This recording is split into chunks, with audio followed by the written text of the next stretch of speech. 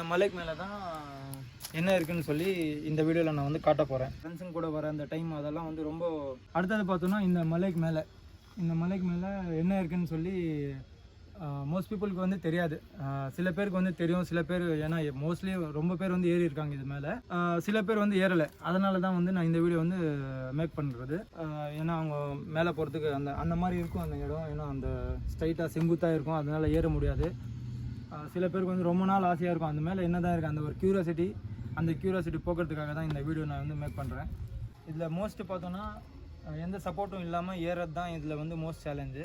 அதை வந்து இந்த வீடியோவில் நீங்கள் பார்க்கலாம் எப்படி ஏறுங்கன்னு.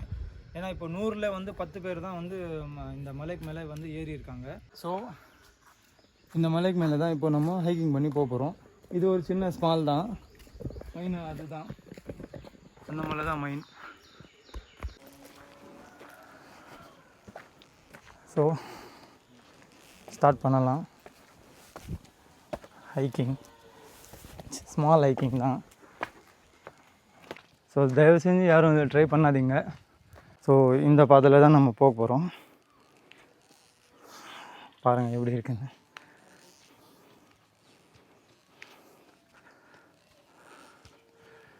நீங்கள் இதுக்கு முன்னாடி ஏறி இருந்தாங்கன்னா கூட ஏறும்போது கொஞ்சம் சேஃபாக ஏறுங்க.